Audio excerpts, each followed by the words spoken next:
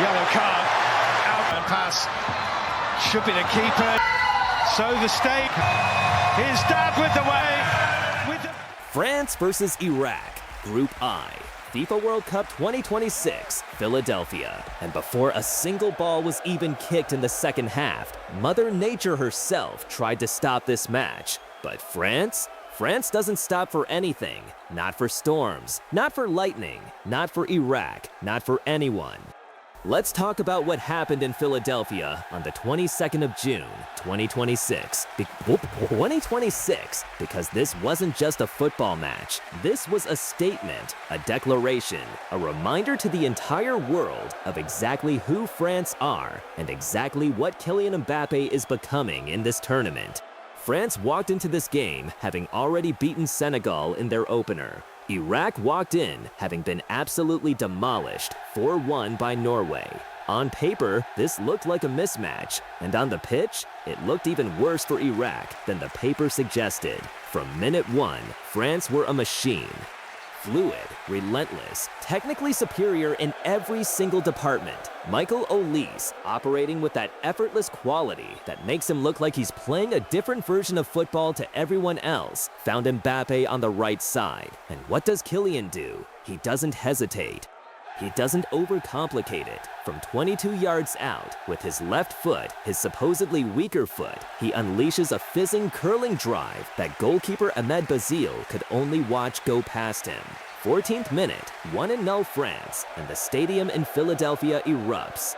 Now stop right there for a second, because that goal wasn't just a goal. That was goal number 15 in Kylian Mbappe's World Cup career. 15 at just 27 years old, playing in only his third World Cup. The numbers are starting to feel like science fiction. And then, and this is where the night takes a genuinely unprecedented turn, halftime arrives. The players head to the dressing rooms, and the storm that had been building over Philadelphia all evening, it unleashes itself. Lightning, severe thunderstorms.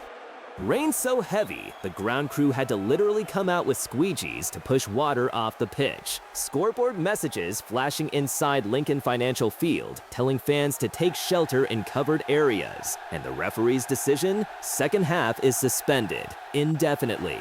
Think about that. A FIFA World Cup match suspended due to weather for the first time in history. Over 2 hours, the players sat in the dressing rooms. The fans sat in the concourses. Some left altogether. The sky over Philadelphia looked like the end of the world. But here is where the psychological dimension of this match becomes fascinating, because Iraq had reason to believe in that delay. They were only 1-0 down. Their goalkeeper Basel had made his first start of the tournament after their previous keeper had a nightmare against Norway. There was hope. Maybe the storm would reset the momentum. Maybe France would come out cold. Maybe this was their moment. Maybe. But this is France. The moment the second half began, France wasted absolutely no time reminding Iraq of reality. 54th minute, Iraq's defense tries to play out from the back.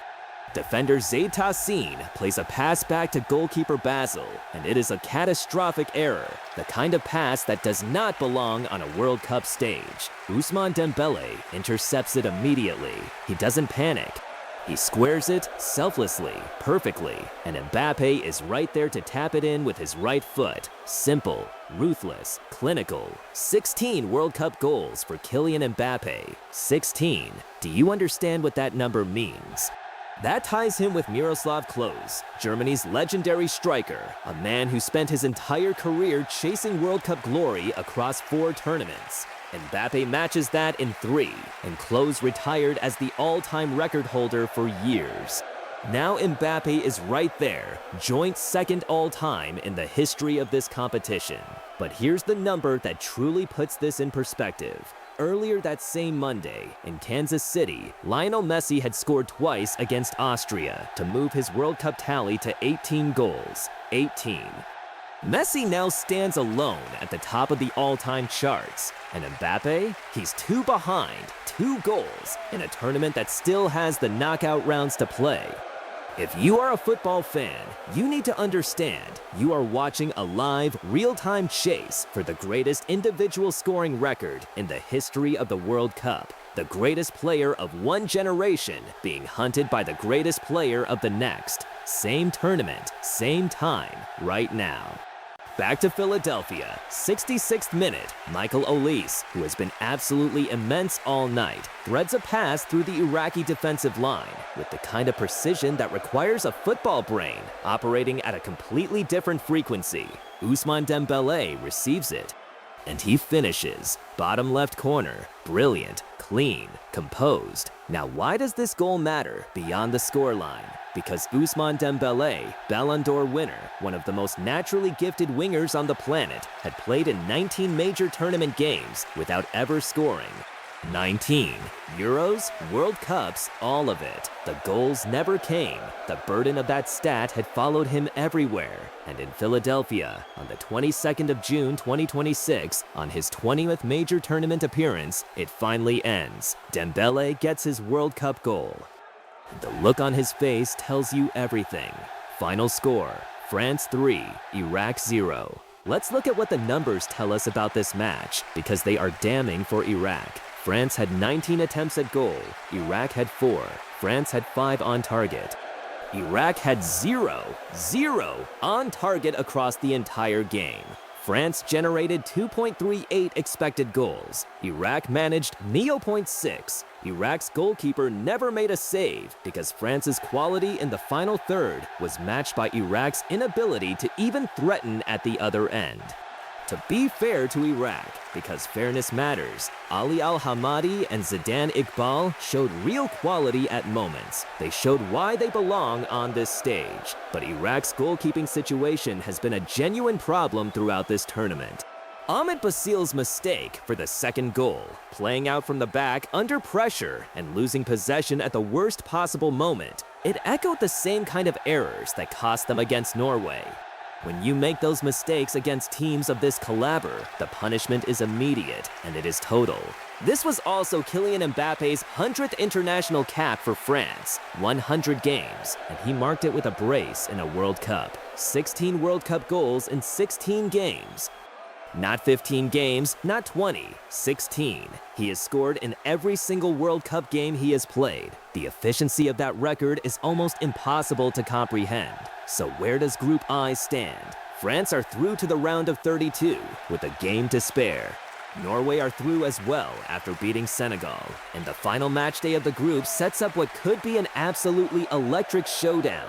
France versus Norway, two of the most dangerous attacking teams in this tournament, both fighting for the right to finish top of the group. If France win that, they could be on a collision course with Germany on the 4th of July in Philadelphia. If they don't, it might not matter, because the bracket will take care of the rest.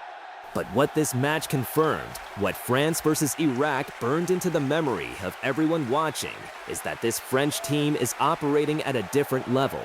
Their movement between the lines dismantles defenses before the defense even realizes what's happened.